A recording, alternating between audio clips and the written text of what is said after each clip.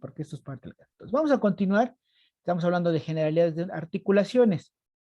Vamos a platicar un poquito acerca de la diferencia, estos términos, seguramente ustedes ya los han escuchado, entre lo que es un, para porque no escribe, un esguince, una luxación y una luxación espontánea. Entonces, vamos a platicar estas diferencias. Todo eso tiene que ver con patología de la articulación. El esguince, bueno, les había platicado que uno de los elementos de la articulación diartrósica, de las articulaciones con movimiento, es que tienen ligamentos. Ligamentos que van de manera interna, es decir, que van a sujetar las superficies articulares y estos nos ayudan a poder favorecer que las superficies se mantengan en su lugar, darle estabilidad a la articulación, ¿no? Entonces es muy importante esta parte de la función de los ligamentos. Por otra parte, hablamos de ligamentos externos. Los ligamentos externos muchas veces no tienen ninguna, por decirlo así, ninguna relación con las superficies articulares. Van por fuera de la articulación, pero sí están fijados a los huesos que forman esa articulación. ¿Cuál es la función de los ligamentos externos? Limitar los movimientos. Entonces, platicábamos que estos ligamentos son bandas fibrosas, pero con cierta capacidad de elasticidad y que tienen la capacidad de estirarse y regresar a su forma normal. Esta elasticidad puede irse perdiendo con el tiempo, con la edad, y es lo normal, o se puede preservar siempre y cuando hagan ejercicio o actividad física. Mantener estas situaciones genera este grado de elasticidad. Ahora, ¿qué sucede? Les decíamos, estos ligamentos externos tienen la capacidad de limitar los movimientos naturales, es decir, si una articulación puede hacer abducción, aducción, extensión, flexión, o movimientos especiales como pronación, supinación, eversión, inversión, limita, ¿para qué? Para que no se lastimen las superficies articulares. Nosotros podemos forzar el movimiento, pero llega un momento que, ¿no? Cuando, por ejemplo, el ejemplo más claro es la mano, ¿no? La muñeca, cuando les hacen la dichosa mano de cochinito, ¿no? Que te la voltean, te la quieres pegar hacia el brazo, hacia adentro. Hay personas que la pueden hacer muy pegadita y hay personas que la hacen así, ay, ay, ay, me duele, me duele. Ese me duele no es que te duela los huesos, sino lo que duele son los ligamentos que empiezan a decir, wow, no me puedo estirar tanto porque si me dejo estirar tanto, la superficie articular se va a romper, se va a lastimar. Pero entonces, cuando hay un movimiento forzado, movimiento natural forzado, movimiento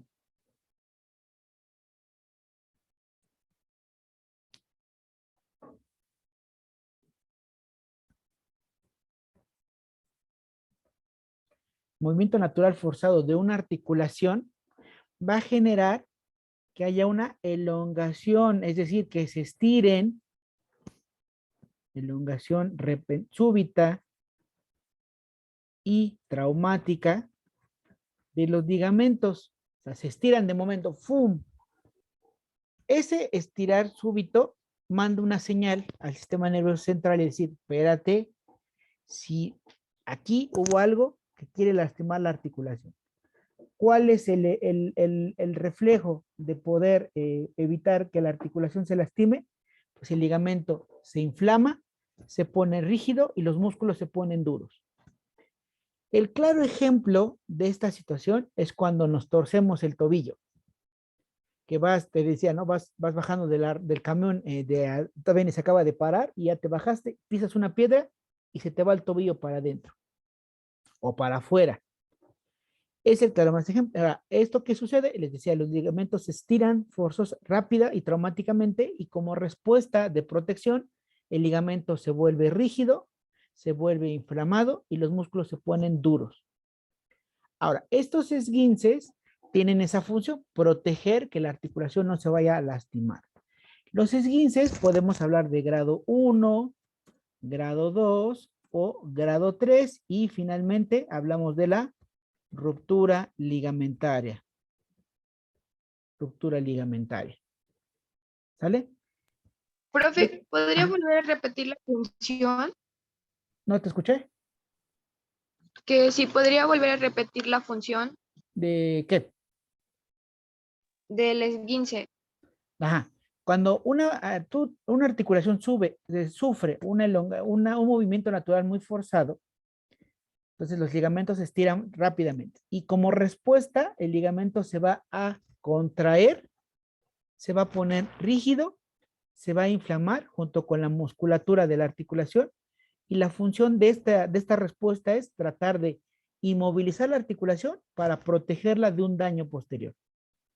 Es hacer como una coraza de protección en la articulación. Pues, si alguno de ustedes se ha torcido el tobillo en algún momento, creo que todos en algún momento nos hemos torcido el tobillo y después se pone hinchado, se hincha. Esa hinchación, esa inflamación es para proteger. Entonces, ¿de qué depende? De qué tan grave sea esa elongación. Y hablamos de esguinces de grado 1, grado 2 o lo más complicado que puede ser la ruptura de los ligamentos. O sea, que sea tan fuerte la fuerza traumática que puede romper los ligamentos. Normalmente cuando hay ruptura de ligamentos también puede haber, o seguramente hay, ruptura de superficies articulares. De superficies articulares. ¿Sale?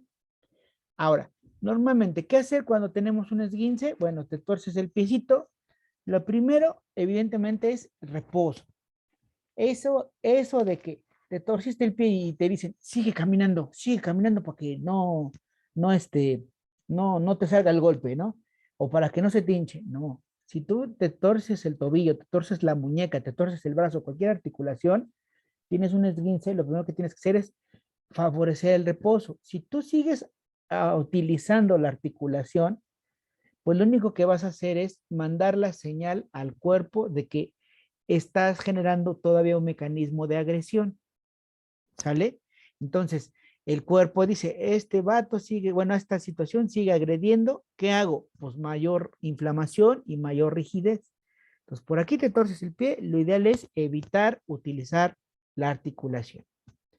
Se tiene que colocar una cantidad de hielo sobre la articulación. El hielo va a favorecer que haya una limitación de la inflamación, o sea, que no se hinche. O sea, aunque la inflamación es un proceso de protección, a veces ustedes lo van a ver más adelante en patología, que la inflamación cuando es muy exagerada, en lugar de ayudar, también puede lastimar. Entonces, te pones hielo para evitar que se siga inflamando. Ahora, si el esguince es grado, lo que tienes que hacer después es tratar de darle un soporte externo a la articulación. Es decir, que la articulación esté, como sus ligamentos se lastimaron, hay que favorecer que las estructuras de estabilidad y funcionalidad de la articulación se relajen y mantengan cierta estabilidad.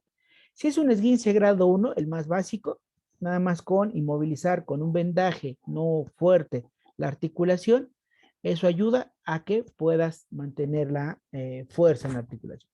Si el esguince es grado 2, grado 3, perdón, aquí me faltó un 1, grado 2 o grado 3, lo ideal es inmovilizar la articulación, colocar una férula o un vendaje con algodón para favorecer que ese reposo, ese descanso, disminuya la inflamación, se recuperen las estructuras y tú recobres el movimiento.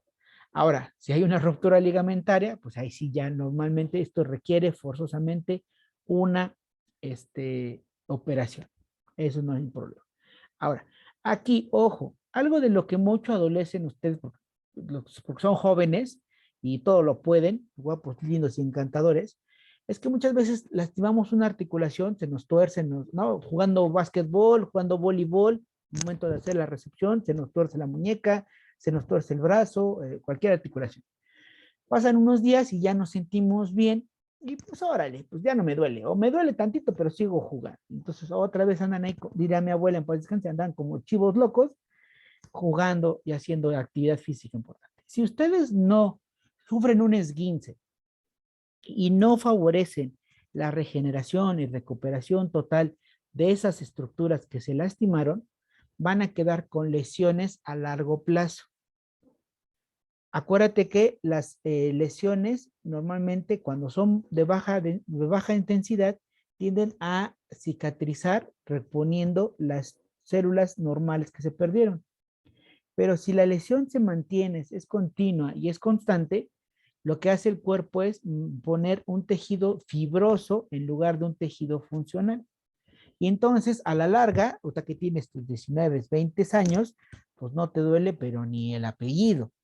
Pero si te quedó esa lesión que no dejaste sanar adecuadamente, cuando llegues a una edad adulta, cuando tu capacidad de regeneración ya es por sí misma más baja, vas a tener o dolor o limitación funcional de la articulación por esa lesión que no dejaste este, este, eh, sanar.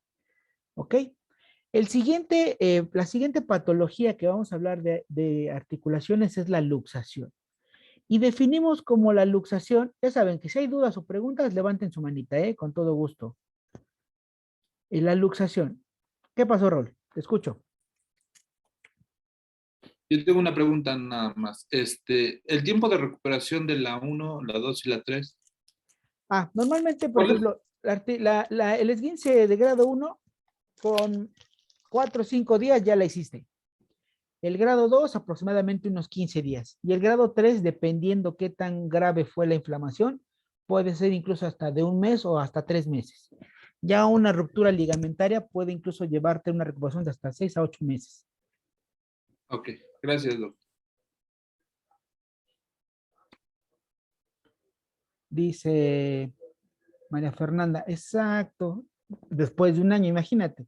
Bueno, nos comparte María Fernanda que ya tuvo una lesión y pues no se atendió y dice que prácticamente la inflamación le duró después, o sea, lo hinchado de su articulación después de un año. Efectivamente, se vuelven lesiones crónicas y esa inflamación genera daño. O sea, sí hay que atenderse. A veces lo tomamos como algo a la ligera, pero no lo es así. ¿Qué pasó, Carla? Disculpe, Doc, en el caso, por ejemplo, de esguince, ¿El qué, perdón? en el caso de esguince, Ajá. o cuál, bueno, más bien, ¿cuál de estas tres sería muy similar a una fractura? Una fractura. Normalmente los esguinces de grado 3, antes de que se rompan los ligamentos, cuando se elongan muy fuertes, pueden también conllevar a una fractura. Y aquí depende sobre todo de la fragilidad, por decirlo así, de la articulación. Por ejemplo, el tobillo es una articulación. Nosotros no estamos hechos para caminar en dos pies. O sea, es la realidad. Nos adaptamos fisiológicamente. Podemos caminar en dos pies, pero las estructuras óseas todavía no han evolucionado en esa rigidez y digamos, resistencia. Entonces, si te das, bueno, si alguna vez ves una radiografía de tobillo, verás que en la articulación del tobillo, la unión entre la tibia, el peroné y los huesos del calcáneo y los huesos del tarso, del pie, prácticamente son huesos muy pequeños. Lo que es el peroné es un hueso muy delgado. Entonces, la parte articular de la tibia con el calcáneo y con los huesos del tarso son muy pequeñitos. Los huesitos que vemos en el tobillo, ves que se siente una bolita por dentro y una bolita por fuera, esos se llaman maleolos.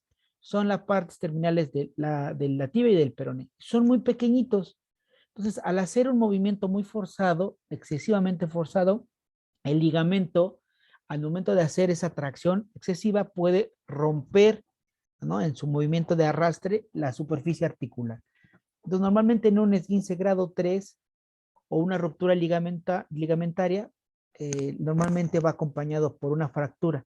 Y el problema de ese tipo de fracturas por esguinces es que requieren muchas veces cirugía o colocar clavos tanto internos como externos.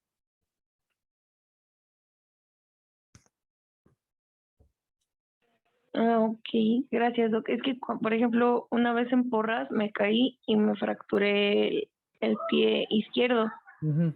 pero primero me diagnosticaron esguince y estuve caminando bueno, seguí caminando varios días, como 3, y de ahí ya, pum, me hizo una fractura. No, ¿sabes qué? Lo que pasa es que, mira, cuando hay una situación así de inflamación, porque seguramente se te puso el pie hinchado, si te toman una radiografía al momento, muchas veces con tanta inflamación en el tejido y en el músculo, no se alcanzan a apreciar las fracturas. Las fracturas, bueno, no es tema de la materia, pero muchas veces van desde una pequeña fisura, así como cuando el plato, ¿no? Se nos cae un plato de la comida y no se rompió, pero se le hace una raya, ¿no? Esa es una fisura. No se separó el plato, pero tiene una fisura. Lo mismo sucede con nuestros huesos, van desde las fisuras o hasta como vulgarmente un despostillamiento hasta la separación completa de las superficies óseas, que ya son las, o sea, como lo conocemos principalmente.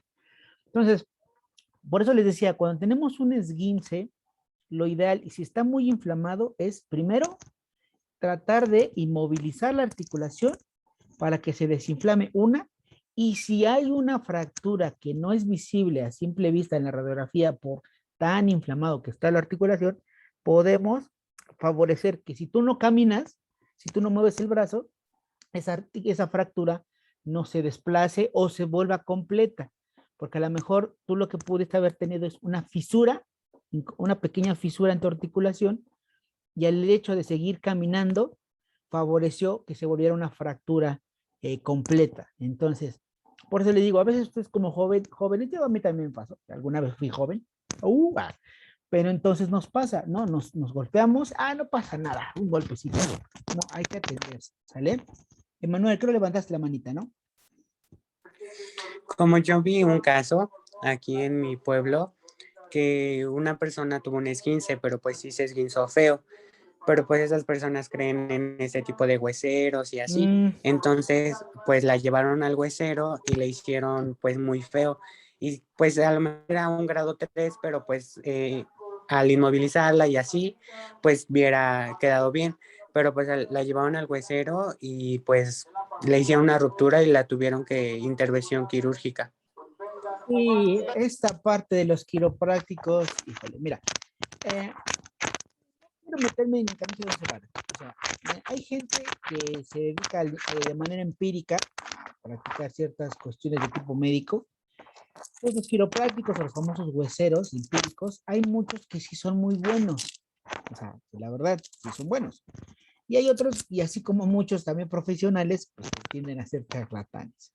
Pero lo indicado sí es, o sea, aquí una articulación que se lastima, ustedes, el problema de los quiroprácticos es que todo lo quieren movilizar, toda esa fase de movimientos y de tronar el cuerpo. No es así. Lo ideal es inmovilizar, inmovilizar. ¿Alguien más había levantado la mano? Yo una vez en un pueblito se me esguinzó el pie al parecer. Bueno, yo no sabía que era un esguince, ¿no? Y no había nada de doctor ni nada. Y me llevaron a una señora para curarme, cual era una huesera y no hablaba ni español. Y me quitó el dolor, sí, pero cuando regresé me lo hizo a un esguince de segundo grado, casi tercer grado. Sí, pues te digo. Pero me sobó, sí, Sí, es que me sobó rico. sí, mira, el problema gracias por compartir la experiencia. El problema de esto es que lo que les decía, lo que se hace cuando hay la articulación lesionada es evitar en la mayor medida de lo posible la inflamación. Y eso se hace colocando hielo e inmovilizando. ¿Sale? Sí, es que como dice Arely, soba mi feo hasta grita, pues sí, porque ellos piensan que generando el movimiento o que truene la articulación va a estar bien y no es así. Bueno, continuamos. Cuando hablamos de luxación, hablamos o lo podemos definir como una separación súbita de las superficies articulares. De las superficies articulares. ¿Qué quiere decir? Que las superficies de contacto de los huesos dejan de estarlo. no solo se separan hacia la longitud, sino literalmente se hacen a un lado. O sea, si estás hablando, por ejemplo, del dedo pulgar, el dedo pulgar se separa y pierde la forma. Característica de esto, de la luxación, hay una cantidad excesiva de dolor, hay una inflamación, ¿vale? Y evidentemente va a haber una pérdida de la forma, ¿no? La articulación se ve rara, se ve chueca. Te decía, algunos, ¿no? Por ejemplo, los que juegan voleibol, al momento de recibir el balón con los dos manos, puede golpear el balón en los pulgares y el pulgar se sale de su lugar. Entonces la mano se ve toda chueca y deforme. O jugando, no sé, básquetbol y te pegas con el tubo, con la canasta en el hombro, y entonces el hombro se ve colgado, caído, pierde forma. La luxación normalmente no tiene lesiones en las superficies articulares. O sea, no hay fractura. La mayoría de las veces en una luxación no hay fractura. Lo que hay es el daño en todas las estructuras. A ver, vemos. ¿Fue por el chat?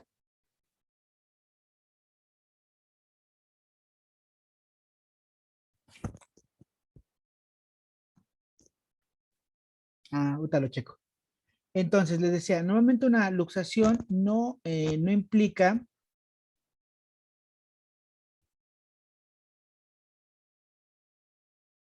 ya. Una luxación no implica daño directamente sobre las superficies articulares, pero sí lesiona prácticamente todas las estructuras ligamentarias, la cápsula, ahí se riega el líquido sinovial. O sea, es una lesión bastante fuerte.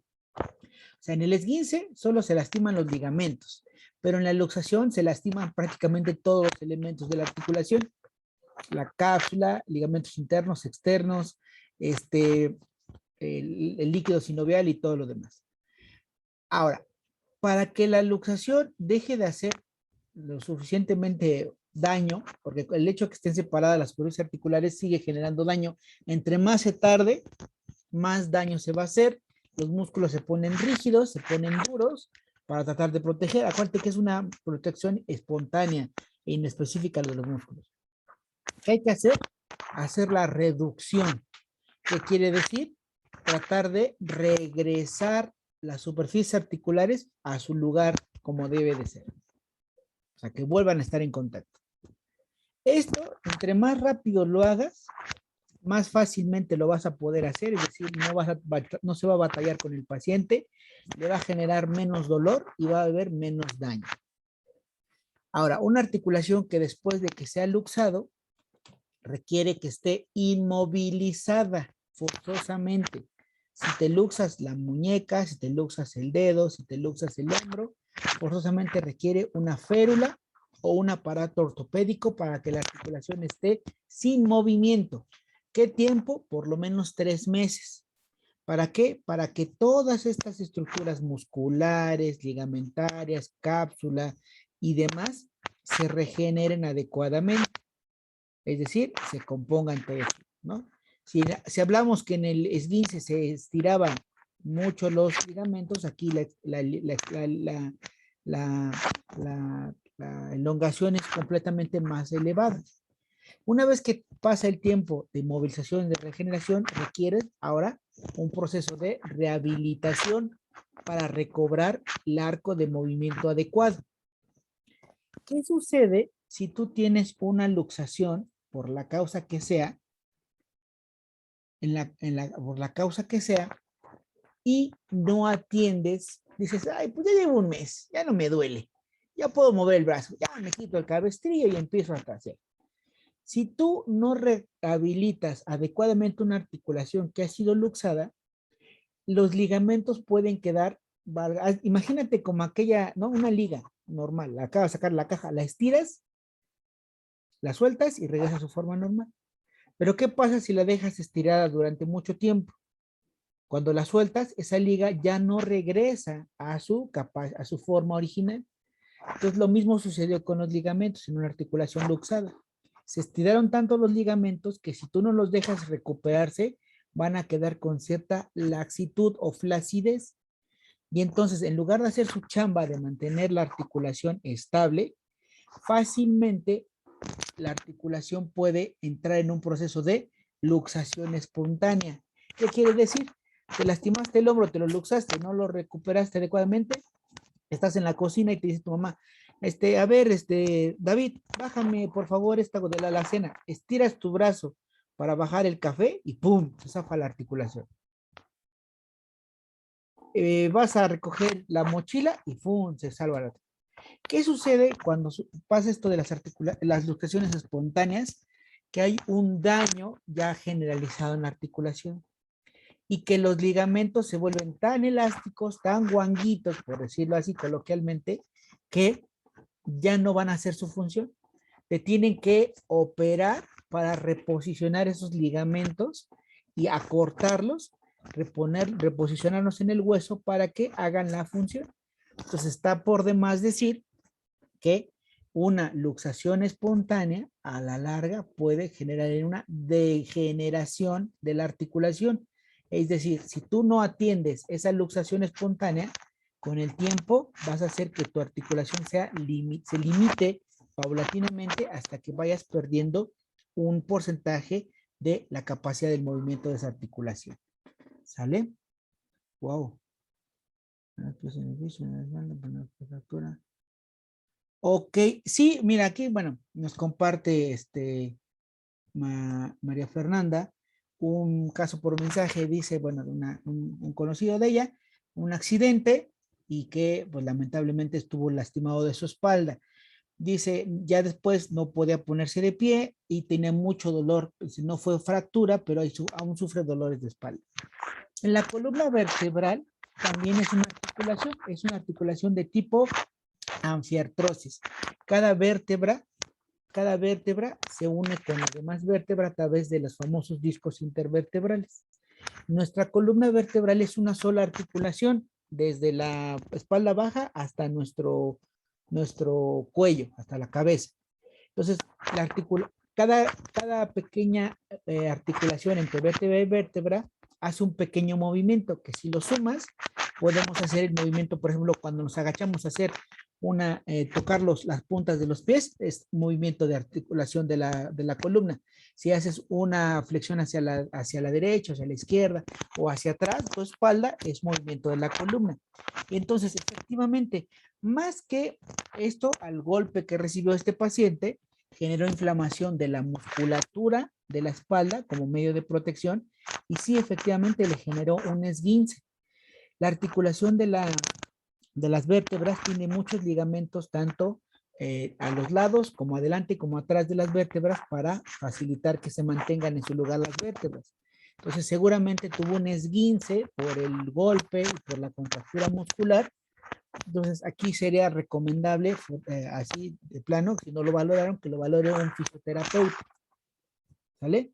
Aquí, ojo, a veces cuando dejamos que estas lesiones sean a largo plazo, y acudimos a la rehabilitación adecuada con el especialista, que es el fisioterapeuta, a veces, pues lamentablemente no recobramos el 100%, pero sí podemos recobrar una gran parte, sobre todo esa parte del dolor, ¿no?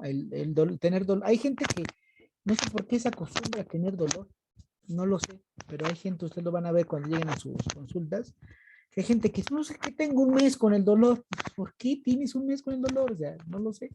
Pero entonces, sí, aquí la recomendación para tu esposo es que vaya con un fisioterapeuta, porque si no, este dolor de espalda seguramente es una de dos.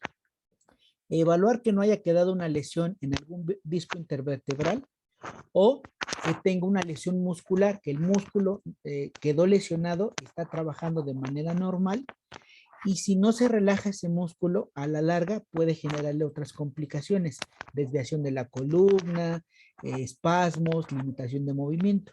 ¿Sale? ¿Alguna otra duda, pregunta, comentario?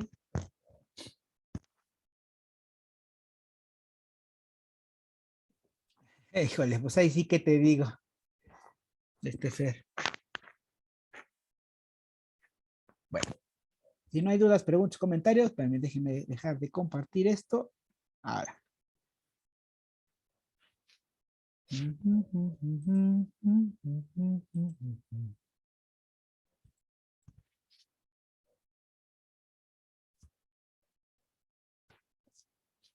Ahorita si quieren 10:30, nos damos un pequeño break de unos 10 minutitos para que se estiren, se relajen y ya podamos volver a continuar con nuestra sesión, ¿no? Porque les digo, la clase de hoy es un poco maratónica. Entonces, por ahí, Rubí, si se me llega a pasar, me dices, oh, con 10:30, ya les damos un descansito. Sale, Rubí, por favor. Sí, doctor.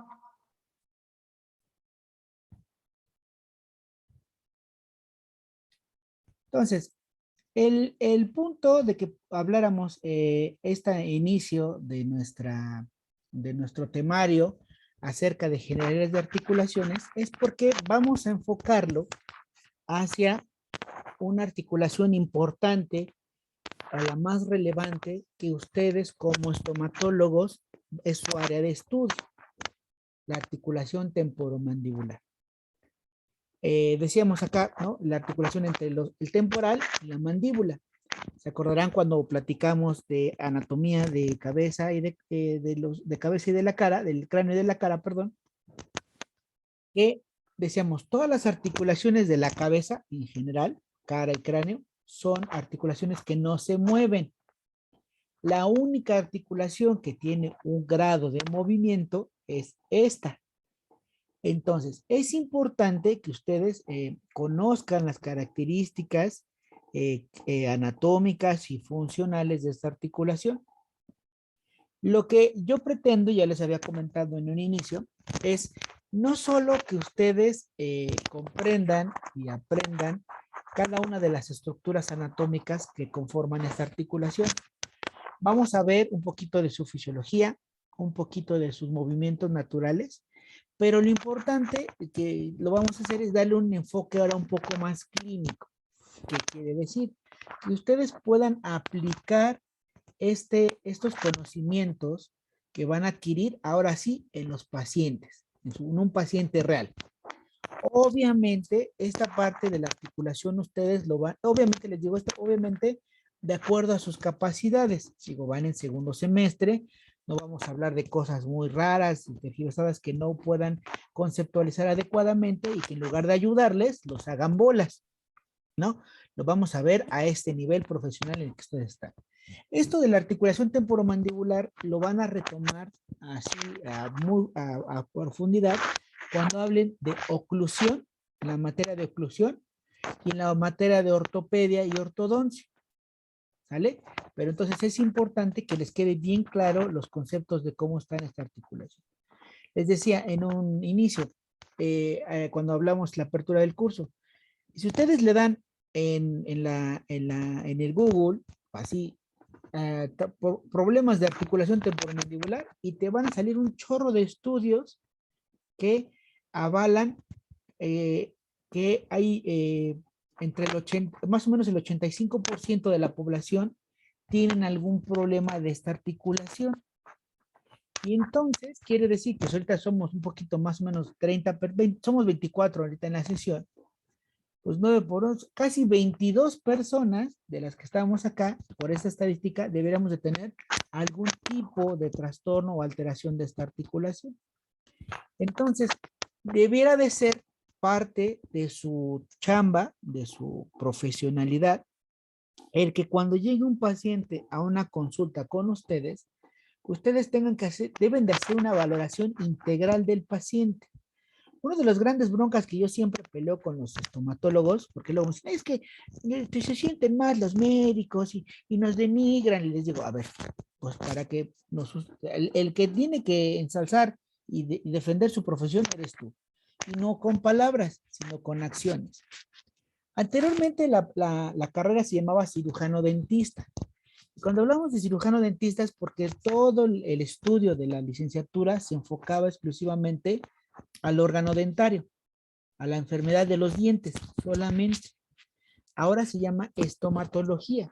Quiere decir que ustedes deben de aprender la enfermedad de todo el aparato estomatognático, y esto implica articulación temporomandibular, todas las características de la boca, carrillos, lengua, encías, dientes, faringe, amígdalas, incluso en algunas se va más hasta incluso hasta la parte de la nariz.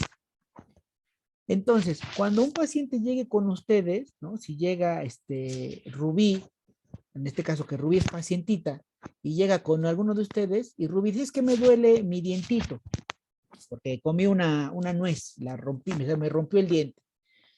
Entonces, es obligación de ustedes decir, bueno, es mi paciente Rubí, y como mi paciente que es, aunque ella vino porque se le rompió su órgano dentario 26, por ejemplo, o 36,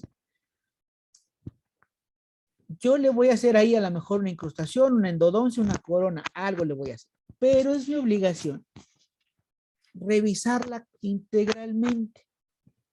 No ver a Rubí solamente como una incrustación y una endodoncia del órgano dentario 36, sino verlo como integral. ¿Por qué? Porque ustedes, al revisar de manera integral a los pacientes, pueden detectar alguna anormalidad o alguna sintomatología de una enfermedad sistémica que se expresa en la boca. Entonces, ahorita ustedes en estos primeros semestres van a aprender cuál es la normalidad del cuerpo humano. Y después van a aprender la patología. Y entonces, ojo, ustedes no es necesario que sepan todo. No, nadie es capaz de saberlo todo. Pero si te llega tu paciente Rubí, y le revisas su boca, la revisas integralmente, su aparato estomatognático, puedes detectar algo malo y dices, a ver, Rubí tiene este ruido en la articulación, tiene esta bolita en el carrillo, tiene este cambio de coloración en la encía. ¿Qué es?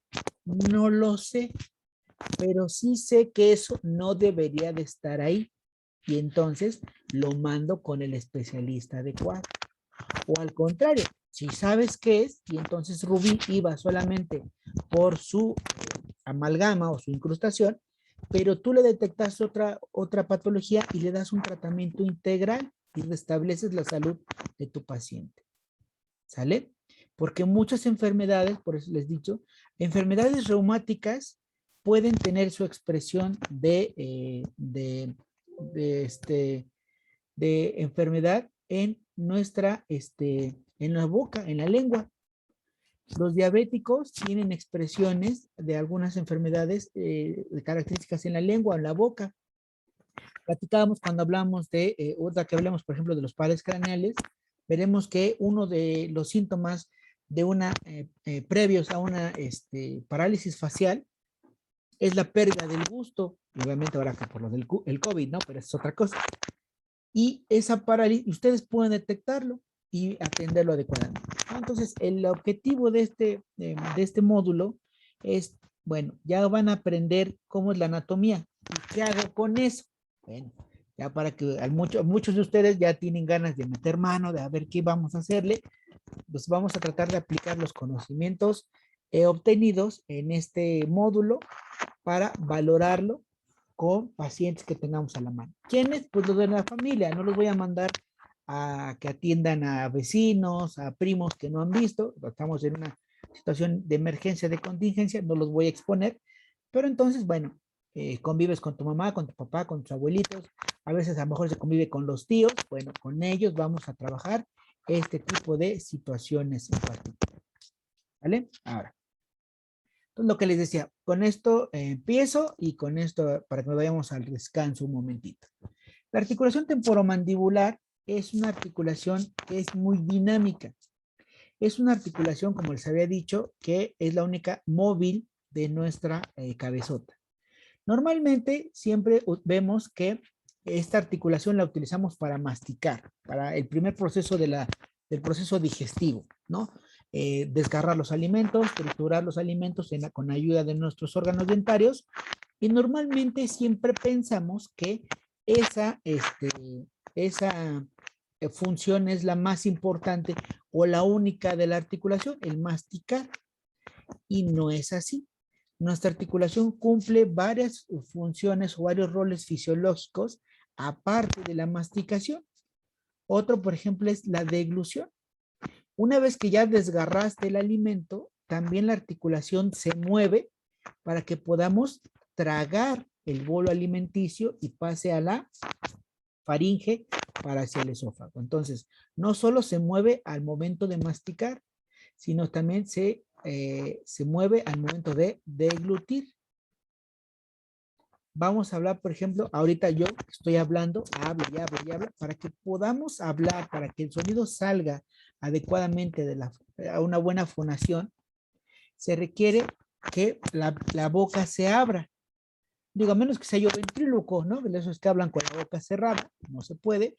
Entonces, el que yo esté habla y habla y habla y habla, genera un movimiento de la articulación. Otro, la respiración. Hay personas que por alguna situación orgánica, por obstrucción, por sobrepeso, por lo que quieras, o también lo que se llaman respiradores bucales, no respiran por la nariz, sino necesitan abrir la boca para poder meter aire, para poder generar una buena entrada y salida de aire. ¿Sale? Y finalmente, aquí hay una parte que me falta, es que la articulación temporomandibular la ocupamos como una tercera mano. ¿Cuántos de ustedes, por ejemplo, van al súper y vienen con las bolsas, quieren abrir la casa y las llaves, chin, chin, agarran, ya una mano la tienen bien llena de bolsas, entonces, ¿qué hacen? Con la boca sujetamos la bolsa de mercado que nos estorba y ya liberamos una mano y abrimos, buscamos las llaves. O no puedes abrir una botella de refresco, ¿qué hacen? Le meten la boca. No puedes destapar la pluma o el plumón porque se atoró. ¿Qué hace? Muerdes la tapa y la sacas. Entonces, esto fisiológicamente hace que nuestra articulación temporomandibular también nos sirva como una tercera mano, que es parte también de la evolución. Muchas veces los estomatólogos ven a alguien que hacía eso y se estresan, ¿no? Pero es parte de, o sea, los simios, los primates lo hacen porque es parte de nuestra evolución.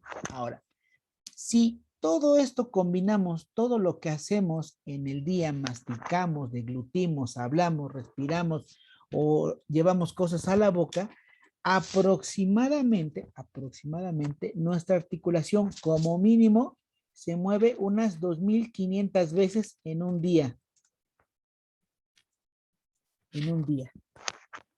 Entonces, esto genera o esto provoca que haya una sobrecarga de la articulación. Excesivamente. Entonces, les había comentado hace ratito que nuestra articulación se desgastan por la edad, pero también se desgastan por la sobrecarga de utilización. ¿Qué pasó, Arely? Disculpe, Maestro, yo tengo profe, una ya pregunta. son 10:30. Sí, Rubí, nada más aquí acabamos la participación de Arely y ya nos vamos. Te escucho, Arely. Bueno, a mí me pusieron brackets ya tiene como 3 años, pero no sé si el proceso estuvo mal hecho, no sé, pero cada que quiero comer o algo así, algo duro, me truena feísimo la mandíbula. Okay. Bueno, mira, ahorita a lo largo de todos estos módulos que vamos a platicar, vamos a hablar incluso de trastornos de la articulación temporomandibular. Y uno de lo que tú estás padeciendo lo vamos a tocar. Pues vas a ver, te voy a ir resolviendo tus dudas y vas a ver qué hace bueno, vamos a ver qué podemos hacer, porque algunos de ustedes seguramente tienen esta situación, ¿sale? Entonces, ya para que nos vayamos un poquito al descanso, les decía, es demasiada la sobrecarga, entonces, pues, termina diciendo nuestra articulación, ¿no? Ah, bueno, no manches, ¿no? Es demasiado el día de hoy, ¿no? Bueno, entonces miren, son 10:31, nos vemos 10:41 para continuar, ¿sale? No se desconecten, aquí nos regresamos, vayan a estirarse un ratito y tómense algo y aquí nos vemos 10:41. Entonces les decía, el hecho de que nuestra articulación sea tan exigida durante todo el tiempo invariablemente hay una sobrecarga fisiológica. Entonces, esto va a condicionar, evidentemente, que si no tenemos la ATM, al ser una diartrosis, si no tenemos cuidado, alguna de las estructuras anatómicas que la conforman puede lesionarse y entonces empezar a tener alteraciones, ¿no? Vamos a empezar a platicar entonces un poquito acerca de esta articulación. Entonces, primero, ustedes la habíamos platicado, ¿no? Entonces, la articulación temporomandibular, la ATM, y no que sea un cajero, es la que vamos a encontrar entre la porción escamosa del hueso temporal y el cóndilo de la mandíbula. Tranquilamente, sencillamente, ¿no? Entonces, aquí, ojo, recuerda que la articulación temporomandibular, la mandíbula tiene dos cóndilos. Tiene un cóndilo derecho y tiene un cóndilo izquierdo. Entonces, invariablemente, esta articulación se articula, valga la redundancia, la mandíbula se articula, perdón, con el temporal derecho y con el temporal izquierdo. Entonces, aquí ya con solo esta parte podemos deducir que implica también cierto grado de complejidad de esta articulación. Mediante las articulaciones se concentran en un solo punto. Hablamos de la articulación de la muñeca, pues están en un solo lado. La articulación del codo, pues es de un solo lado. La articulación de la rodilla es un solo lado, o sea, son un punto. Y aquí la mandíbula tiene una de esas peculiaridades en esta articulación, que va a articular con huesos que pueden llegar a estar distantes uno del otro, ¿no? O sea, es completamente de un lado y del otro. Marina, pues.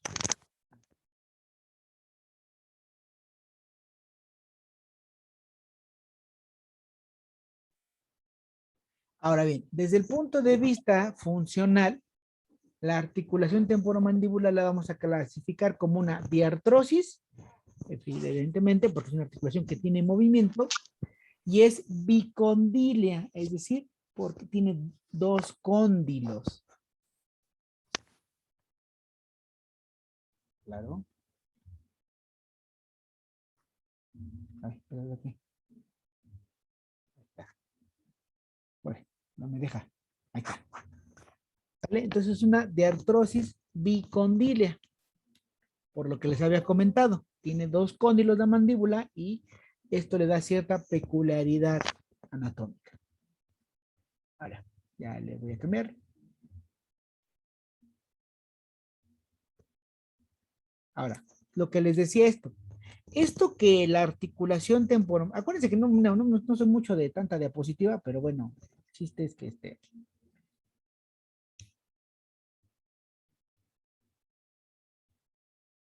pero hay cosas que sí tengo que hacerlo así. Entonces, el hecho de que nuestra articulación tenga dos cóndilos y se articule con dos huesos de manera diferente, hace que esta articulación es como un 2 en 1. Veremos más adelante cuando hablemos de un poquito de la fisiología, que la articulación temporomandibular podemos hablar de una ATM del lado derecho y una ATM del lado izquierdo. Y que entonces puede trabajar de manera unilateral, o sea, puede que solo trabajemos del lado derecho, puede que solo trabajemos del lado izquierdo, o que trabajen de manera sinérgica o alternada, es decir, al mismo tiempo o de manera alternada, una primero y luego la otra. Y dice aquí, pudiendo hacerlo incluso de modo independiente. Entonces, con todo esto, ya lo vieron, aquí, si de por sí las articulaciones diartrósicas y sinoviales por sí solitas son complejas, son complicadas, el hecho de que tenga estas peculiaridades desde el punto de vista anatómico y funcional genera todavía mayor complejidad para esta articulación, ¿no? Entonces, vamos a ir platicando y ir dilucidando cómo se dan estas complejidades anatómicas, estas peculiaridades fisiológicas y cómo tratar, cómo esto va a impactar en el funcionamiento de la articulación. ¿Vale? ¿Te puedo cambiar? No, lo que espere un momento.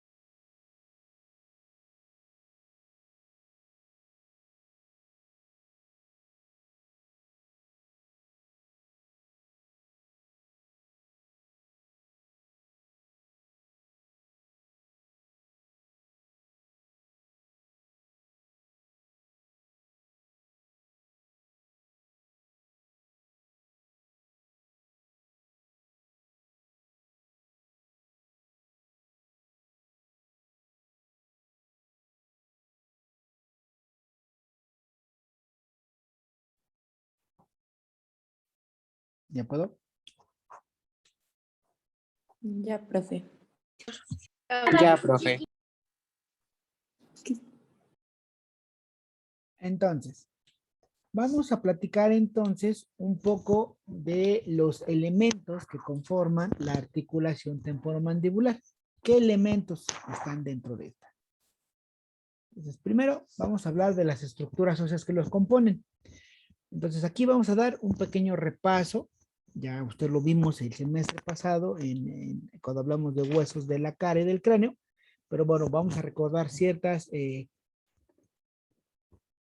puntos relevantes de tanto el temporal como de la mandíbula, que son sobre todo lo que tiene que ver con las superficies articulares. Vamos a hablar, acuérdate, que dentro de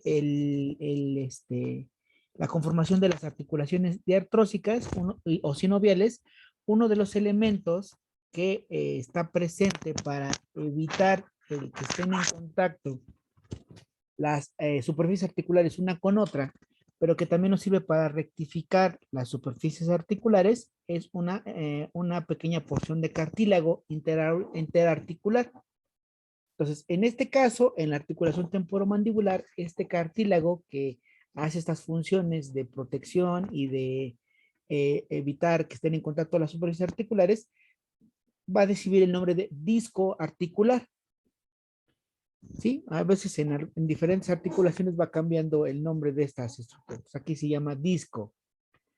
Vamos a hablar de los ligamentos, ¿no? Acuérdate que decíamos que los ligamentos favorecen tanto la estabilidad como la limitación de movimientos. Bueno, vamos a hablar específicamente cuáles son esos ligamentos, tanto externos como internos, de la articulación temporomandibular. Vamos a hablar de un elemento importante que es la cápsula articular, obviamente incluido también la membrana sinovial. Y aquí, ojo, todos estos elementos, aquí lo voy a poner, todos estos elementos, estructuras óseas, cápsula, todo esto, son elementos propios de la articulación. O sea, son parte de la articulación, conforman la articulación. En el caso de los músculos, obviamente ningún músculo forma parte de la articulación como tal. Eso es un hecho. Pero, recuerda entonces que es importante en este caso, para que una articulación se pueda mover, requiere el funcionamiento de los músculos. Y entonces, como vamos a hablar de un enfoque desde una perspectiva no solo anatómica, sino también funcional de la articulación temporomandibular, tenemos que meternos a platicar acerca de estas estructuras como pilar fundamental de la estructura del movimiento de la articulación. Y veremos más adelante también cómo la función de los músculos va a tener un impacto en la integridad de nuestra articulación. Entonces, dentro de los músculos vamos a hablar de los músculos principales de la masticación, que ya cuando llegue el momento los vamos a platicar. Un apartado, que así como los músculos son elementos externos de la articulación, pero hay otro elemento que también es externo a la articulación y que también, pero que también, de acuerdo a su integridad y a su funcionamiento, puede condicionar cierta alteración o buen funcionamiento de la articulación temporomandibular. Y hablamos de los órganos dentarios. Entonces, igual, lo que les decía, los órganos dentarios o los dientes no son elementos propios de la articulación, pero al estar en esta parte inmiscuidos en el proceso de la masticación, cuando estos elementos están alterados, están afectados o están con pérdida de alguna función o de armonía, veremos que también afectan las estructuras de nuestra articulación. Entonces, yo no me voy a meter en esto de los órganos dentarios porque yo no lo sé. O sea, tú me hablas de anatomía dental y todo demás, pues yo no lo sé porque no soy estomatólogo, yo soy médico. Pero entonces, bueno, sí va que quede ahí mención un poquito, lo vamos a hablar un poquito lo más general de esto de los órganos dentarios, ¿no? Que todo esto lo van a retomar más a profundidad, les decía, cuando hablen acerca de la materia de oclusión. Entonces, lo que vamos a platicar a continuación es ir analizando cada una de las estructuras de nuestra articulación temporomandibular. Vamos a tocar los músculos. Lo que no vamos a hablar es de órganos dentarios, porque eso ya lo saben ustedes, la anatomía estomatológica. Eso espero. Puedo cambiar la diapositiva.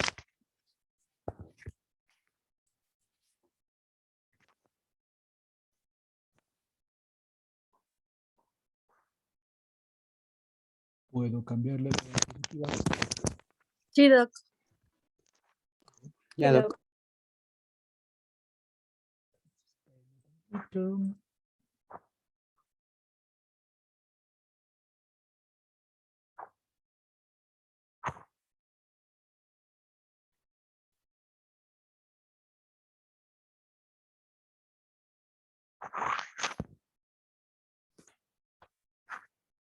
Entonces, vámonos acá. Espérenme, vamos a... Sí, ven el simulador.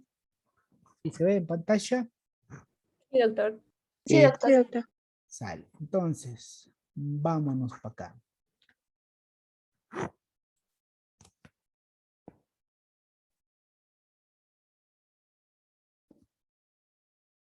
Entonces, platicábamos, decíamos que dentro de toda la estructura de nuestra cabezota, que aquí está, cráneo y cara, ¿vale?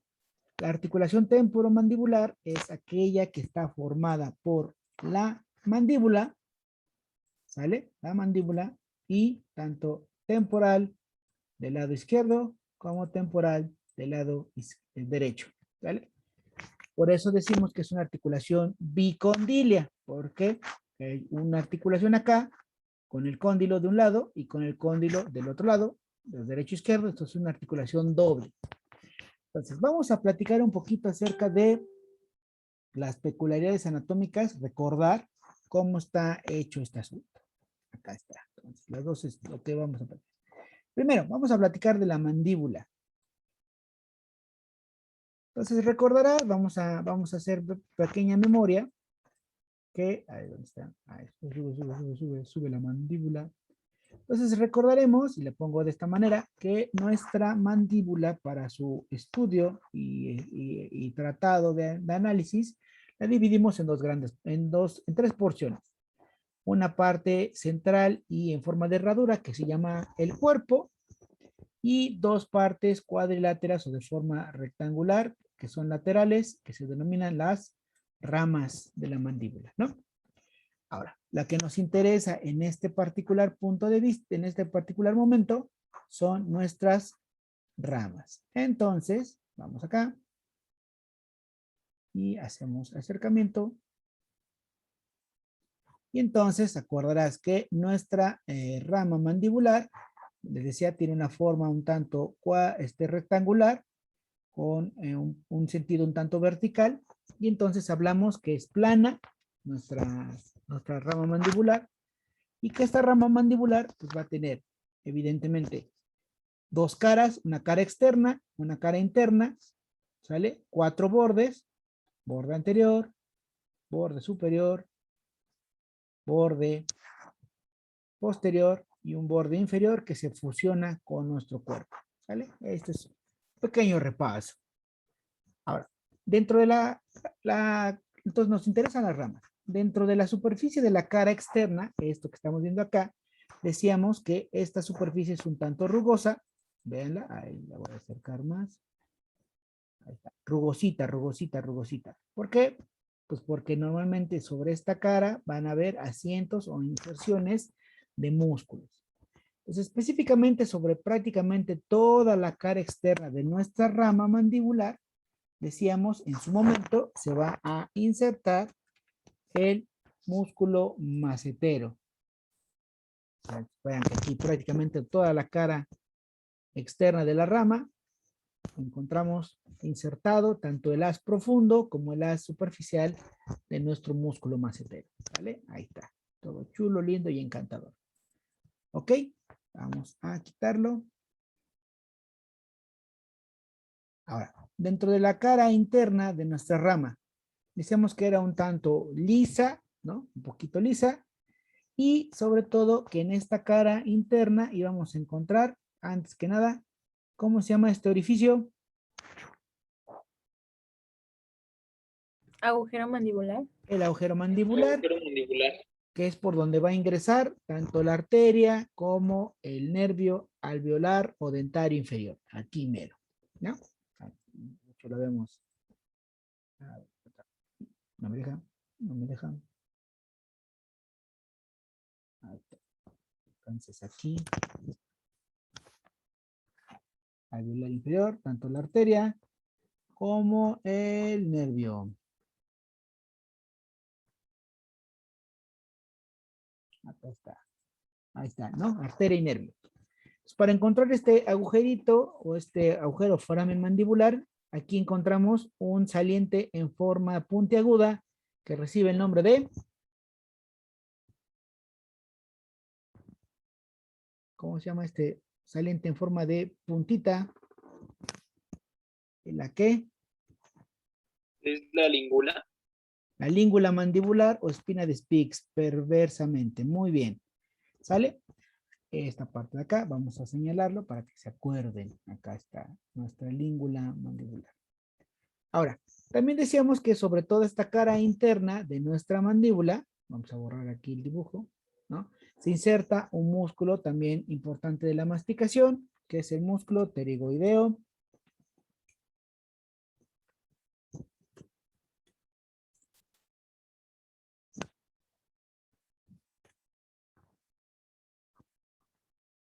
Interno medial, ¿no? Ahí está. Estamos viendo cómo se inserta prácticamente en toda nuestra cara interna de la rama mandibular. ¿Vale? Sí. Ahora, vamos a continuar.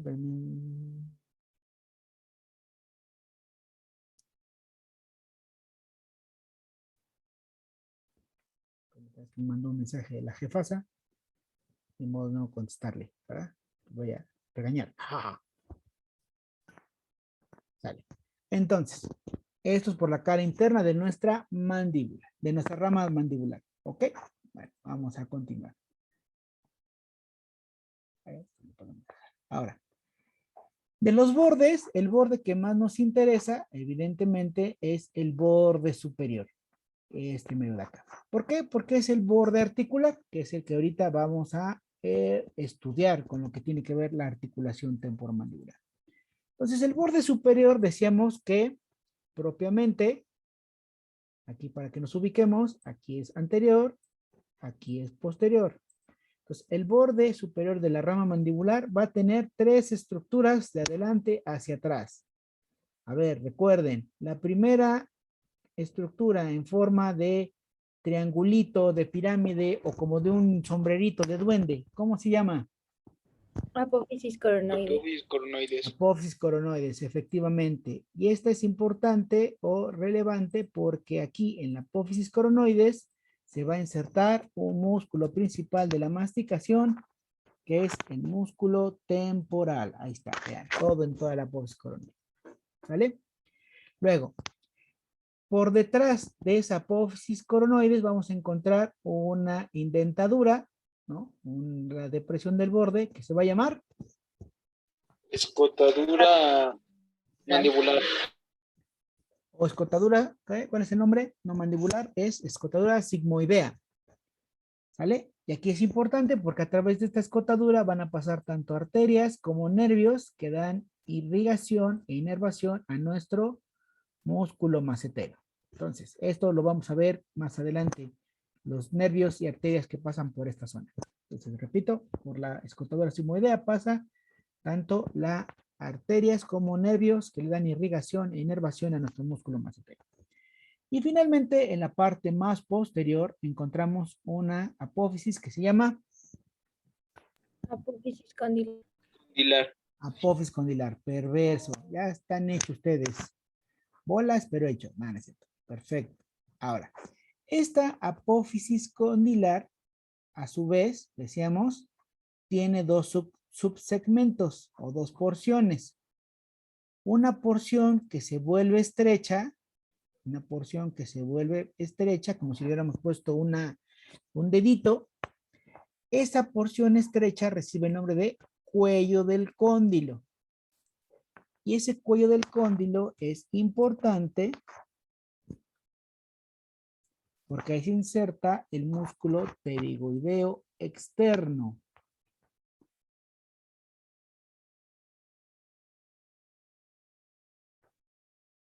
¿Vale? Ahí está, pterigoideo externo en su cabeza superior. ¿Vale? Ahí está, bien bonito el chulo encantador. Y por otro lado, la parte más superior de esa apófisis condylar, que es una especie de elipse paradita, es decir, un huevito parado, que va a recibir el nombre de el cóndilo de la mandíbula. Que este cóndilo de la mandíbula es prácticamente la superficie articular de la mandíbula. O sea, de todo el hueso es la que se articula.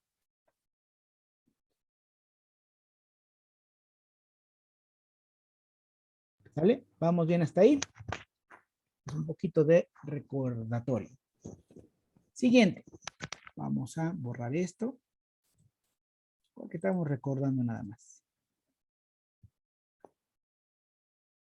Vale. Ahora, vamos a hablar un poquito acerca de nuestro hueso temporal, la otra parte de estructura. Vamos a poner aquí el temporal.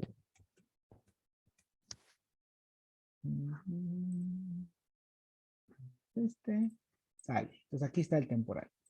Recordemos que nuestro hueso temporal, para su estudio, lo dividimos en 3 porciones, que es la porción de la escama, la porción mastoidea, y esas son tanto externas como internas, y una porción completamente interna, que es la porción petrosa, petrotimpánica, el peñasco o la roca del temporal. Todo esto, ¿vale? Solamente estamos recordando. Ahora, la parte que nos interesa para esta parte de la articulación temporomandibular tiene que ver con la escama del temporal. Toda esta sección. Toda esta sección. Y decíamos entonces que esta parte del temporal la dividimos en 2 porciones a su vez. Una porción superior y una porción inferior. Toda esta parte superior de la escama del temporal pues es importante porque aquí va a estar insertado también nuestro músculo temporal. Ahí está, todo el músculo temporal en esta zona en particular. ¿Vale? Ahora, lo que nos interesa en mayor medida, vamos a borrar nuestros dibujos, es la parte inferior. Esta parte. Esta zona. Ahora, decíamos que dentro de esta parte inferior de la escama de nuestro hueso temporal vamos a encontrar igual, aquí es anterior, aquí es posterior, vamos a encontrar 3 estructuras en particular. Lo primero, pues evidente, no, 4 estructuras, perdón, 4 estructuras. Primero, pues, encontramos esta que es la apófisis cigomática, la que constituye junto con el hueso cigomático el arco cigomático. Luego, vamos a encontrar en la parte posterior,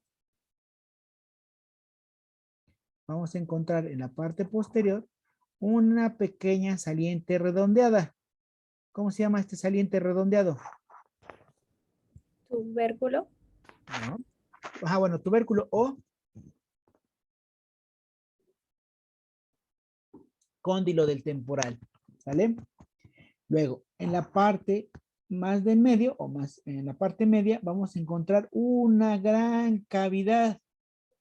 Así, un cajetote. Todo chido, lindo y encantador. ¿Cómo se llama este cajetito? El temporal. ¿La qué? Fosa mandibular. No. ¿Cavidad qué?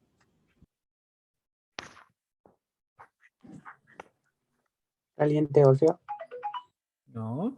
¿Cómo se llama esa cavidad del temporal? Cavidad glenoidea. La cavidad glenoidea, efectivamente. ¿Sale? Pues encontramos la cavidad glenoidea y en la parte más posterior encontramos un conducto, que es el conducto Auditivo externo. auditivo externo. Perfecto. Ahora, Lo que nos va a interesar de esta parte es evidentemente todo lo que tiene que ver dónde se articula. La superficie articular de nuestro hueso es esta zona, la cavidad glenoidea. Entonces vamos a analizar la profundidad. Lo voy a voltear un poquito para que podamos verlo. Ahí está. Entonces vean cómo la cavidad glenoidea es una cavidad bastante prominente, bastante grandecita. Pero decíamos que no toda la cavidad glenoidea es articular.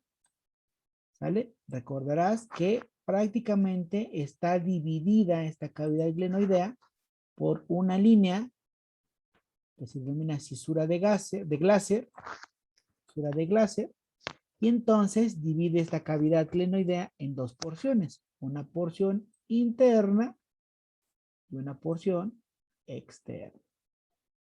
La porción interna, toda esta zona, va a estar llenecita o acomodada o rellena por tejido graso.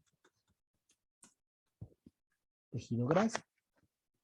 Y en la porción externa, en la parte de afuera de esta cavidad, es donde va a ser propiamente la superficie articular.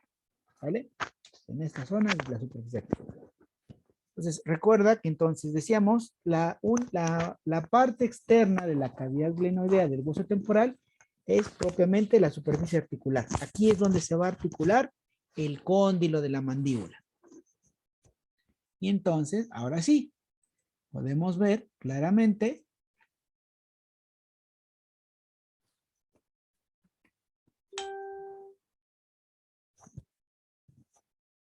ahí está, cómo nuestra ahí está, vean, cómo el cóndilo se articula solo en la parte externa. Ahí está.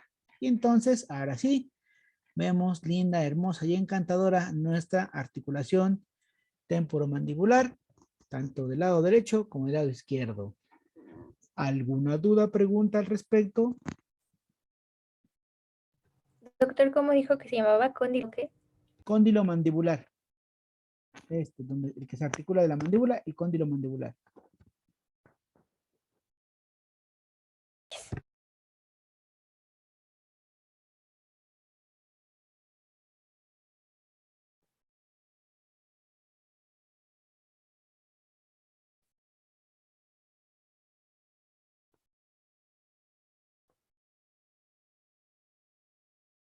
Sale. Entonces vamos a continuar. Déjenme checar. Ahorita regresamos a la compartición de pantalla.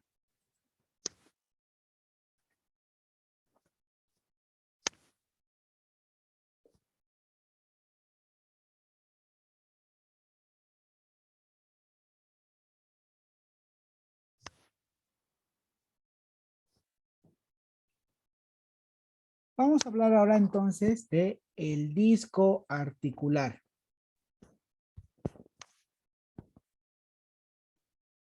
Recuerda, decíamos que para que nuestras articulaciones diartrósicas puedan tener una adecuada conformación estructural, aquí vemos un esquema, tanto de la mandíbula, el cóndilo, la mandíbula, aquí ubíquense, este es anterior y aquí es posterior, aquí está el cóndilo de la mandíbula y aquí está la cavidad glenoidea, están seccionadas un poquito. Entonces decíamos que para que normalmente, si nosotros pudiéramos ver adecuadamente un cóndilo de una mandíbula, la literatura te dice que es como una elipse, como un huevito. La realidad es que es casi como, imagínense, bueno, si ven su dedo meñique de la mano, el dedo pequeñito, más o menos así es el cóndilo. O sea, es muy puntiagudo. Entonces, recuerda entonces que a veces no hay un adecuado encaje o reciprocidad entre una superficie articular y la otra. Entonces, para que haya un adecuado encaje, una corrección de esas superficies articulares, para eso van a estar los discos interauriculares. Estos discos son de cartílago y van a recibir nombres diferentes formas, ¿no? Por ejemplo, en la rodilla reciben el nombre de meniscos. Aquí en el caso de nuestra articulación recibe el nombre de disco articular o simplemente del disco. Entonces, ¿cómo es este disco? Pues primero que nada, vamos a platicar que está formado por tejido conectivo fibroso y denso. ¿Qué quiere decir? Que es una estructura bastante resistente. O sea, tiene cierta elasticidad, o sea, sí tiene cierta capacidad de elasticidad, pero tiene una alta capacidad de resistencia, ¿no? O sea, es rudo, aguanta chido los embates. Y veremos más adelante por qué.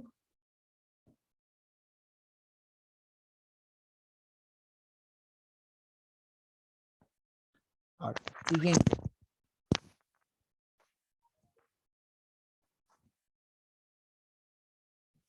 El disco es bicóncavo, que quiere decir que tiene dos concavidades, una inferior y otra superior. ¿Sale? Y entonces, esto tiene que ver sobre todo con una adecuación o una corrección de las superficies articulares, es decir, para que puedan estar bien conectadas, necesitan forzosamente tener estas características.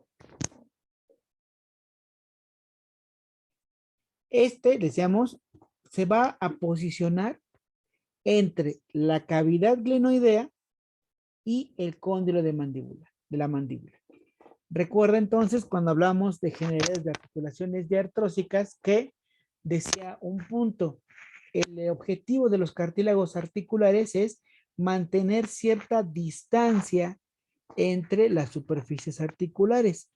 Es decir, recuerda que las superficies articulares de un hueso tienden a estar formadas en su mayoría por hueso esponjoso. Y entonces el hueso esponjoso es un hueso que es más débil, más frágil, más fácilmente se puede lastimar. Entonces, si una articulación genera movimiento, ese movimiento genera fricción. Esa fricción genera calor y el calor excesivo va a generar un desgaste o daño tisular. Entonces, si nuestras articulaciones no tuvieran estos tipos de cartílagos entre las dos superficies articulares, rozarían hueso con hueso. Y eso favorecería que hubiera desgaste prematuro y por ende dolor en la articulación. ¿Sale? Entonces, por eso se posiciona en esta forma. Aquí, fíjate, una cosa importante. Dice avascular y anervado en su parte central. ¿Qué significa la palabra avascular y anervado?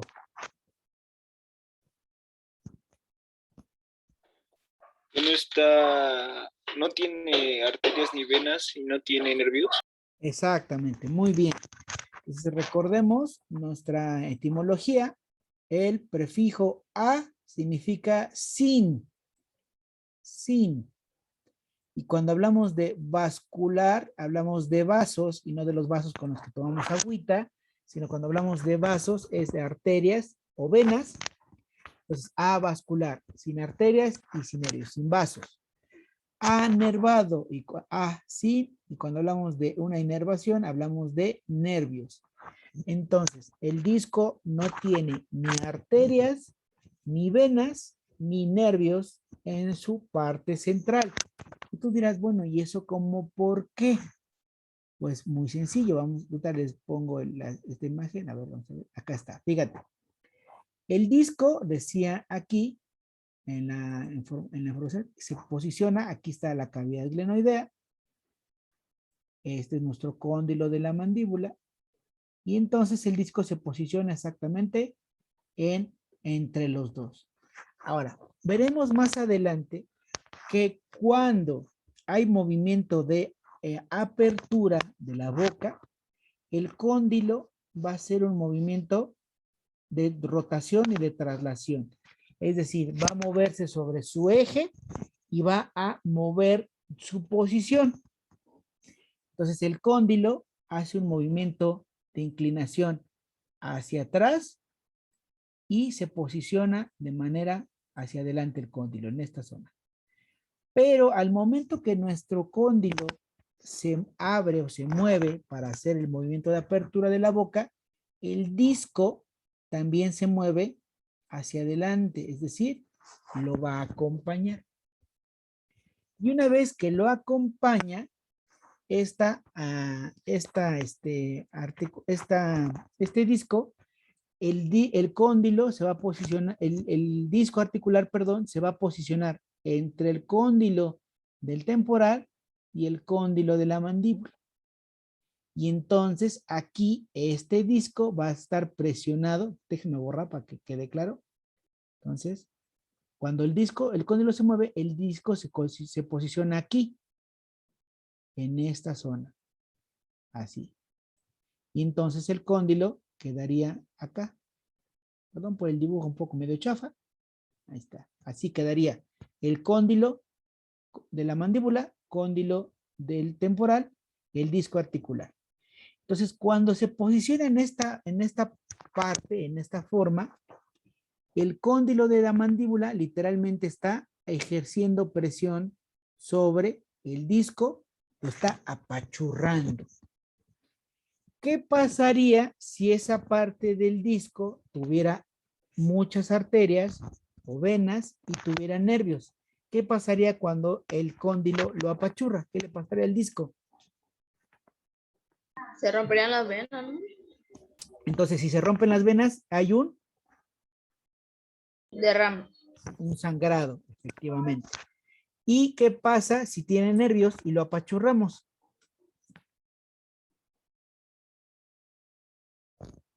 Hay sensibilidad. Pues daría como toque así eléctrico. Exacto, daría dolor, ¿no? Pues lo apachurras y da dolor.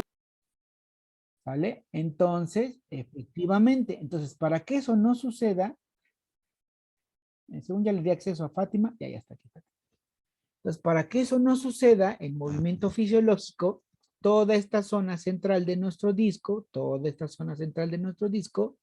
no va a tener ni capacidad de sangrado, ni capacidad de sensibilidad, porque si no, cada que abremos la boca, nos dolería, y cada que, o sangraría, y entonces afectaría el funcionamiento de la articulación. Todo tiene un sentido. Ahora, déjenme entonces regresarme para que nos faltaba una parte. ¿Vale? Ahí está. Y entonces les decíamos es avascular y anervado y se posiciona en torno a su periferia la cápsula articular. Veremos más adelante cómo está formada la cápsula, pero entonces también sirve dentro de este disco, cierta, de la periferia de este disco va a tener unos reforzamientos de la cápsula. ¿Qué son estos? Aquí lo vemos. Lo voy a pasar acá a la imagen.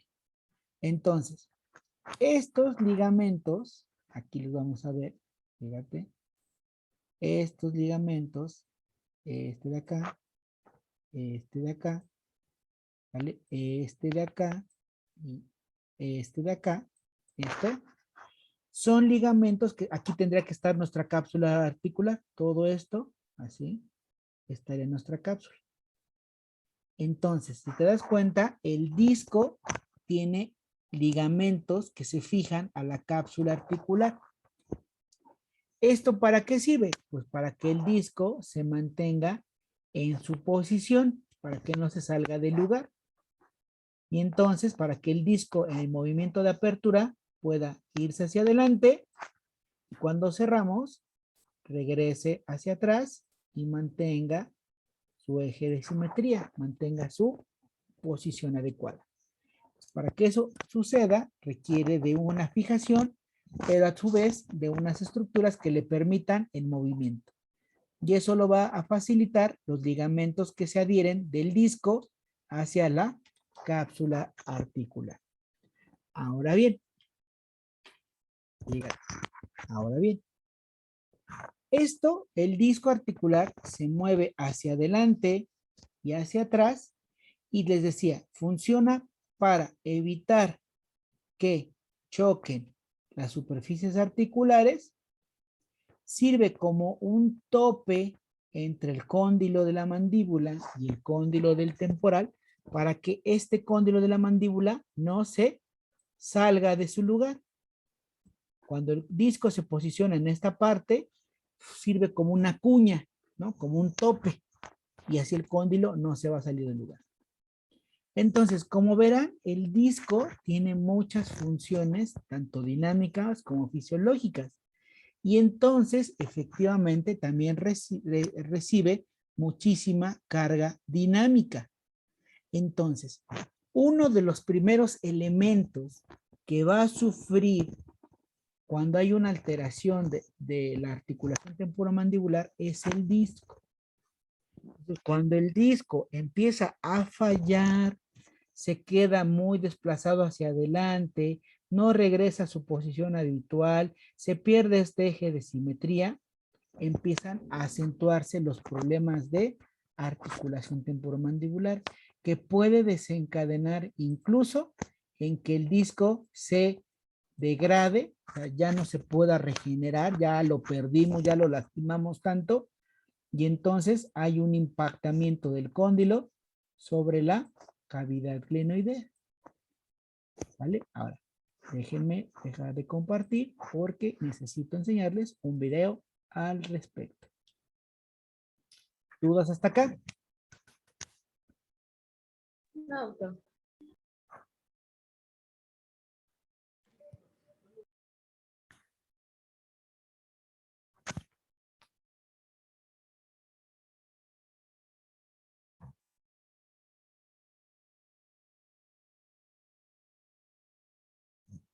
Que cargue el videito y ahorita ya lo empezamos a transmitir.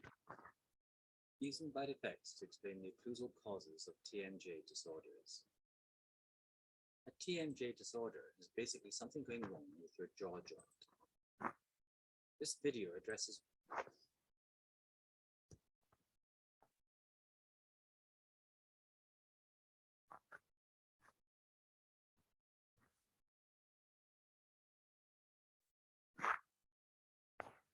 ¿Ya pueden ver el video? Ya. Pero espérame. Ya, Doc. Espérenme tantito porque si no le di compartir al audio, ahí está, no van a escuchar el sonido del video. Esto. A ver, vamos a ver, pongamos atención. Dice aquí TMJ disorders, que es lo mismo que en inglés de articulación temporomandibular. Temporomandibular joint, in English, ¿no? ATM, ¿no? Entonces, desórdenes de la articulación temporomandibular. Sale.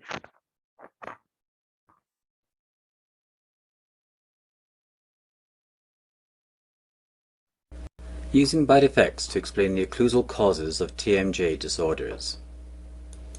A TMJ disorder is basically something going wrong with your jaw joint. This video addresses one cause of TMJ disorders, namely that your occlusion isn't right. That is, that your teeth do not come together correctly as shown here. Before explaining why malocclusion can affect your jaw joint, we should first introduce you to your temporomandibular joint, or TMJ. First, here's how your jaw works. You have a muscle under your jaw that pulls it down to open. Then, to open really wide, your jaw actually comes out of its socket and is pulled forward by another muscle. To close, these muscles relax, and your strong closing muscles go into tension and bring your teeth together. Now let's take a closer look at the joint. The upper part of your jaw, called the condyle, fits into a socket in your skull, called the fossa. Between the condyle and the fossa is a disc called the TMJ disc, shown here in orange, which is as tough as cowhide. The disc tracks with the condyle as it moves forwards and backwards. At the back of the disc is soft spongy tissue, shown in yellow, which expands and contracts to fill the void as the condyle moves in and out of the fossa. A lateral muscle tenses to pull the jaw forwards, and its partner tenses as the jaw closes to help hold the TMJ disc in place. The vertical lines in these animations are placed to show where the jaw should be when it is properly seated. So you can see that there are several elements that make up the jaw joint, and they need to work in harmony for the healthy functioning of the jaw. When your jaw is closed, the lateral muscles should be at rest, as shown on the left. However, occlusal problems can cause these muscles to be in tension and hyperactive, as shown on the right. They pull on the TMJ disc and jaw for much longer times than they should. So let's see how long periods of this hyperactivity can affect the jaw joint over time. We start with the normal open and close motion. Now we show what can happen over a long period of time if the disc is always being pulled by that upper lateral muscle, a process that could happen over years. You can see that a few things are happening. The ligaments holding the disc to the back of the condyle stretch. The thicker part at the back of the disc pushes the jaw back a bit. So the jaw is no longer sitting snugly in the disc, and the jaw is also being pushed back into the soft tissue, which is quite sensitive, so it causes pain. Now let's see what happens when the jaw opens and closes. As the jaw opens and is pulled forwards, the condyle jumps back into place, usually indicated by a clicking sound. It then tracks with the disc, and on closing, clicks off again to return to its starting position. If your jaw is clicking, this is what is happening, even if you are not feeling the pain that the animation suggests might be happening. Now we show further stretching of the ligaments and the jaw pressing back harder into the tissue, causing more pain. In this stage of deterioration, the condyle doesn't jump back onto the disc, so the clicking stops. And, instead of riding on the tough disc, the condyle is rubbing on the stretched ligaments at the back of the disc, which, over time, eventually perforate, so the condyle rides up and now rubs bone on bone. The disc is just crumpled in front of the jaw and may make it difficult for the jaw to open. Pain may actually reduce at this point because the sensitive tissue is no longer bearing quite as much force. If the lateral muscles have been pulling on the condyle excessively over time, they can actually cause the condyle to change its shape, called beaking of the condyle, something that doctors and dentists can observe in x-rays of the jaw joint. Also, the condyle and fossa are wearing each other down because there is just bone rubbing on bone, something that is likely to cause arthritis in the joint. If this type of occlusal problem is identified early by your dentist, it can be corrected before any of this deterioration happens. An appropriately trained and experienced dentist may be able to help you recover from early stages of TMJ disorders, but the farther along you are on these stages of deterioration, the more likely it is you'll need the attention of a TMJ specialist.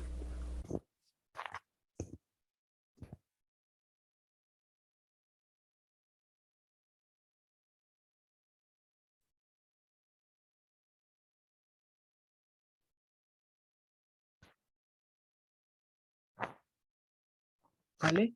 Entonces vean, vamos a tratar de otra vez compartir, vamos a volver a analizarlo, pero ya sin el sonido. Entonces, vean, vamos a verlo otra vez. Espera, vamos a ponerlo acá. Entonces, aquí en el video lo que nos explica es un poco cómo se generan los trastornos de la articulación temporomandibular.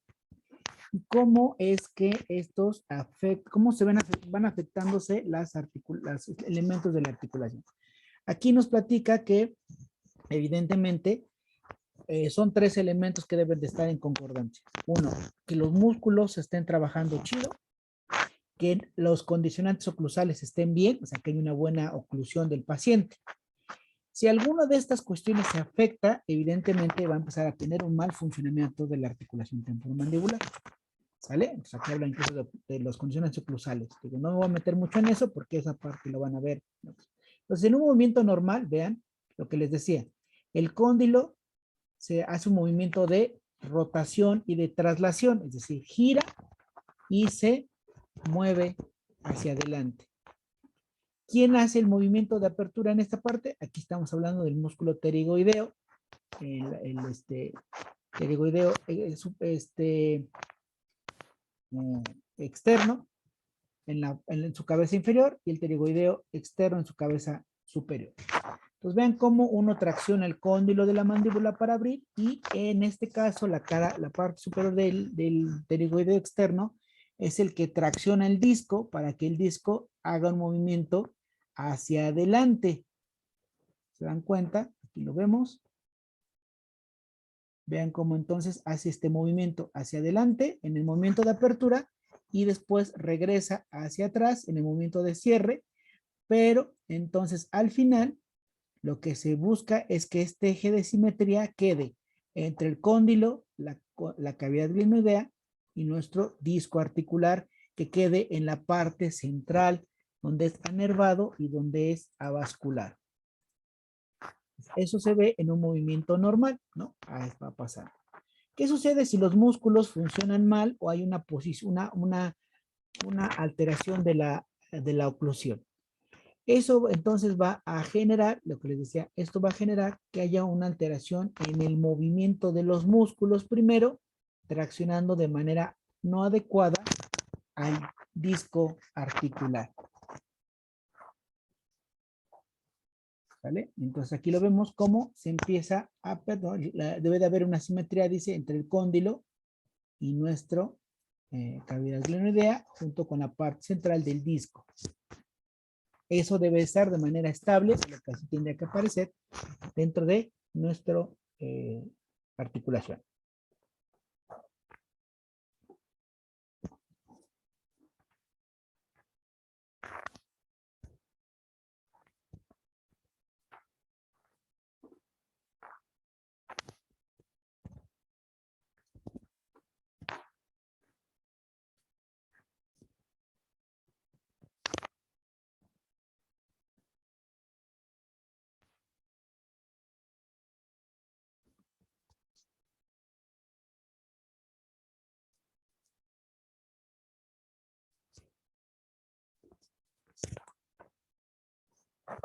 Ahora, dice, ¿qué sucede cuando hay una alteración dentro de la mordida o del funcionamiento de los dientes, de los músculos, perdón?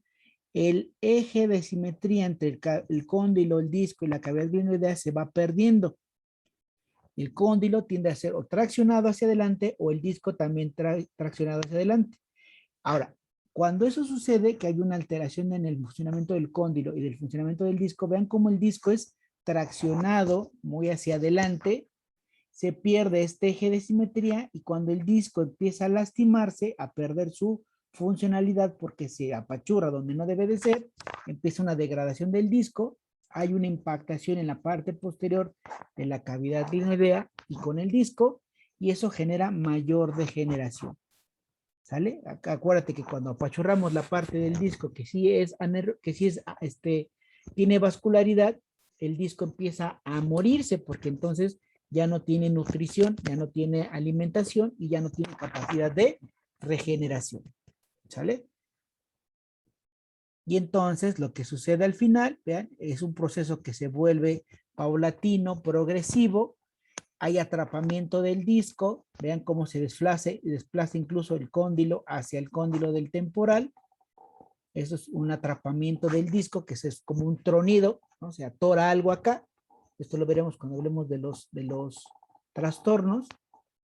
Y finalmente, cuando el cóndilo ya está, el disco ya está muy degradado, ¿qué es lo que sucede al final? Que el cóndilo de la mandíbula termina por, vean, impactarse dentro de la cavidad glenoidea y entonces ahí sí ya empieza a haber un daño mayor porque ese roce de estructuras óseas una con otra favorece la fricción, favorece el calentamiento y entonces favorece que se degrade esta situación. ¿Vean? Seguimos aquí avanzando y entonces se vuelve una cuestión. Entonces, como verán, una de las estructuras más importantes para mantener la estabilidad de la articulación es la integridad del disco articular, que se mantenga adecuadamente funcional. ¿Vale?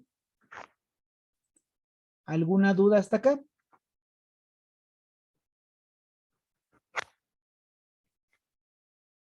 No, doctor. ¿Vale?